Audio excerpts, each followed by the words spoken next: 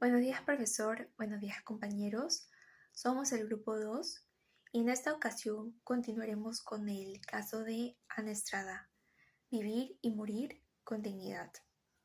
Ana Estrada, quien fue diagnosticada de polimiositis a los 12 años, en enero del 2020, demandó por una muerte en condiciones dignas. Como sabemos, en el Perú la eutanasia es ilegal. Esto se ve reflejado en el Código Penal, artículo 112, llamado homicidio piadoso. Sin embargo, sabemos que Perú no es el único país en el que la eutanasia está penada y perseguida, sino también Brasil, por ejemplo, que establece en el artículo 121 del Código Penal que si el sujeto activo del delito lo comete por un motivo de valor moral o social relevante, el juez declara como homicidio piadoso. Además, en el Código de Ética Médica, el artículo 41 prohíbe acortar la vida del paciente incluso si éste lo solicite. También, Croacia, la eutanasia activa y el suicidio asistido no están permitidos. El Código Penal prohíbe la eutanasia activa bajo el tipo de delito asesinato por petición. La pena es de 1 a 8 años en prisión. También otros países como Eslovenia, Bolivia, Bulgaria, Costa Rica, Cuba, Ecuador, entre otros. También es importante mencionar que existen países en los que la eutanasia sí es legal. Holanda fue el primer país del mundo en legalizar la eutanasia. La ley entró en vigor en abril del 2002. Aunque esta práctica ya era tolerada desde 1993. Posteriormente, Bélgica y más adelante Luxemburgo se unen a la legalización de la eutanasia.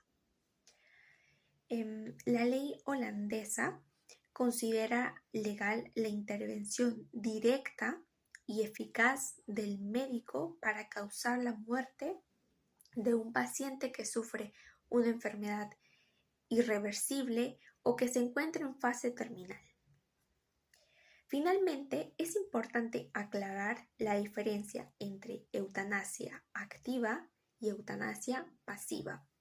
Eutanasia activa se provoca de forma deliberada la muerte de un paciente a través de un medicamento o fármaco, con la presencia de médicos. Esta se lleva a cabo en los países en los que está legalizada, como Países Bajos, Bélgica, Luxemburgo y Canadá. Finalmente, eutanasia pasiva consiste en la suspensión de los tratamientos que mantienen con vida a un paciente. En este proceso se evita la intervención en el proceso de muerte por parte del personal sanitario. Se deja que de forma natural el paciente muera. Esta práctica se lleva a cabo en los países nórdicos. Hola, mi nombre es Francesco del Río y voy a proceder a explicar los derechos y normas implicados en el caso que estamos tratando. En primer lugar, encontramos presente la Declaración Universal de los Derechos Humanos, en sus artículos 1, 3 y 5 respectivamente. En el primer artículo de la Constitución, dicta que todos los seres humanos nacemos libres e iguales en cuanto a dignidad y derechos. Y como vemos que a lo largo del caso de Ana Estrada, en todo momento será tratado como un igual, a pesar de su enfermedad degenerativa. En el artículo número 3, plantea que cada persona tiene derecho a la vida, a la libertad y a su seguridad, donde Ana defiende que, si existe un derecho a la vida, entonces es coherente pensar la existencia de un derecho a una muerte digna, de acuerdo a la libertad y decisiones de la persona, y también, claro, siguiendo ciertas condiciones y argumentos. Por otro lado, en el artículo número 5, se menciona que ninguna persona debe ser tratada por tratos crueles y degradantes, y según la enfermedad por la que ella padece, se le ha estado negando esta posibilidad de vivir una vida digna. Sabemos que vivimos en un Estado de Derecho y que por lo tanto existe el dominio de la ley que representa la voluntad general de los ciudadanos.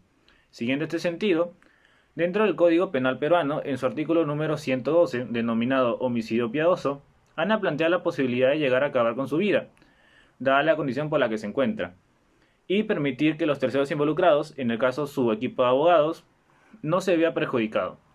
Respecto a este punto, actualmente el GES ya permitió la posibilidad de la eutanasia, pero que todavía es necesario seguir ciertos procedimientos y condiciones que se llegaron en el acuerdo y en el consenso de los jueces. Finalmente, se ve involucrado también el artículo número 7 de la Constitución Política del Perú, llamada el derecho a la salud y protección al discapacitado. Pues la persona que padezca una deficiencia física o mental, en el caso de Ana Estrada es una deficiencia física, tiene y puede el derecho de velar por su propia seguridad, la protección de su libertad y de sus decisiones, como además el derecho a que reciba igual respeto y que se le trate de una forma digna. Muchas gracias con todos, ahora le voy a dar el pase a mi compañero. Respeto entre los protagonistas. Ana Estrada en un principio sintió que su libertad estaba siendo vulnerada por la ley y que no se respetaba su elección de vida. La falta de comprensión de las partes opositoras a su decisión la obligaron a buscar agentes externos que llevasen su caso a ser tratado de forma empática y respetuosa. Un momento clave que habría afectado al desarrollo del caso de Ana es la crítica popular y descontextualizada hacia su decisión de acabar con su vida desde una perspectiva religiosa. Una actitud respetuosa ante esta exigencia habría agilizado el proceso y alimentado a una sana conversación entre los participantes y la población peruana, que, en la etapa más mediática del caso de Ana, sobre todo en el campo de la religión, decidió opinar sin conocer ni respetar las opiniones de la misma protagonista. Como afirma Adela Cortina en Ética Mínima, un tipo de fe impregnada es la de quienes están obligados a creer por tradición en una serie de revelaciones que los antepasados claman haber conocido. Esto explica la necesidad de muchas personas de no respetar las decisiones de Ana Estrada cuando ven vulnerada su ideología religiosa. En lo que respecta al caso de Ana Estrada, desde nuestro punto de vista consideramos que sí se respetó el principio del pluralismo, porque este se basa en la valoración positiva y la aceptación de diversas variedades de doctrinas, posiciones u opiniones, respaldadas claramente por la tolerancia. Basándonos en esta definición, pudimos ver que a lo largo del caso y sobre todo, tras concluirse este mismo, el juez fue capaz de comprender la dura realidad por la que pasaba Ana Estrada, la cual padecía una enfermedad llamada polimiositis, y por ello falló a su favor en virtud de su derecho a la libertad y a la muerte digna. Por otro lado, nosotros creemos que dentro de este caso sí se dio la tolerancia y el diálogo de manera correcta porque, como hemos mencionado ya, el juez reconoció la situación en la que vivía día a día Ana Estrada y comprendió que ella tenía derecho a elegir sobre su propia vida. Esto se dio a lo largo de muchos juicios durante un año, más o menos, donde se dialogaron y argumentaron las razones por las que Ana tenía el pleno derecho a decidir en qué momento y en qué lugar podría recibir la eutanasia. Antes de terminar esta parte, hay algo que me gustaría resaltar, y es que la eutanasia es un tema bastante controversial, tanto en nuestro país como en muchos otros, porque en muchos casos es una medida bastante necesaria para acabar con el sufrimiento constante de personas que padecen enfermedades incurables o muy difíciles de tratar, como son en este caso. Sin embargo, la legalización de la eutanasia, a su vez, implicaría de cierta forma ir en contra del derecho a la vida y contra también las creencias de muchas religiones como la cristiana, la cual tiene una comunidad bastante grande en nuestro país. Es por eso que se abre un debate respecto a este tema. ¿Deberíamos priorizar las creencias y las leyes que tenemos y nos mantienen de cierta forma estables como una sociedad? ¿O debemos priorizar la dignidad y la libertad de los ciudadanos en casos específicos como este, aun si tenemos que romper esas leyes? A continuación se va a poder apreciar si existe de alguna otra manera algún gesto de solidaridad por parte de los protagonistas del caso, el mencionado caso de Ana Estrada de vivir o morir dignamente. Bueno, podemos apreciar de que sí existe un gesto de solidaridad por parte de la defensa legal de Ana Estrada, que estos son abogados netamente de la Defensoría del Pueblo, que al ver que Ana Estrada luchaba y trataba de conseguir una muerte digna y hacer prevalecer sus derechos, tanto como una vida digna, y el hecho de querer o simplemente dar un inicio de su autonomía plena que ella todavía tenía y tiene aún, el hecho de querer elegir y decidir cuándo y dónde morir y cómo morir a la vez.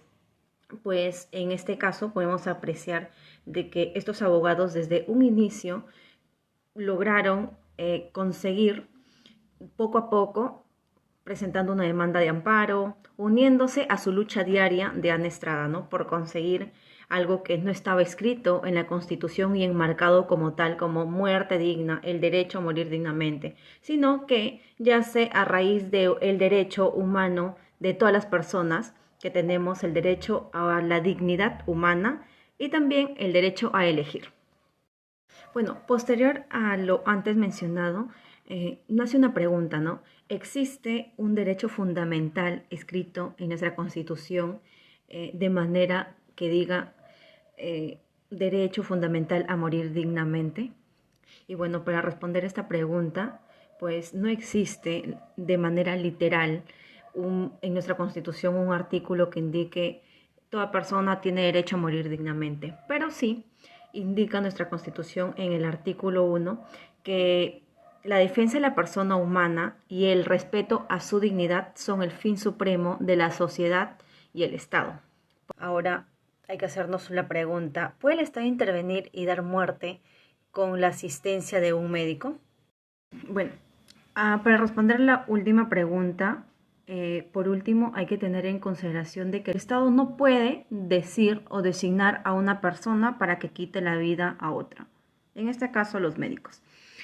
De alguna otra manera, si se logra la inaplicancia total del artículo 112 del Código Penal, que es la eutanasia, entonces podemos indicar de que esto sería un gran debate, ¿no? Porque, o sea, en una perspectiva, hay que tomarlo una perspectiva ética, jurídica, médica, religiosa a la vez, de cómo un médico va a quitar la vida a otra persona, porque se supone que la sociedad toma como que los médicos se preparan para salvar una vida, más no para quitarla. Hay que tener en consideración que la sociedad puede estar en contra, pero una de las ideas que muestra Adela Cortina en uno de sus libros es que si una persona cambia la manera de pensar, su manera de actuar, la sociedad o bueno, la comunidad en la que pertenecen también mejoran, ¿no? Y cambian eso. Es por eso de que ella toma como que hay sociedades que son mejores que otras.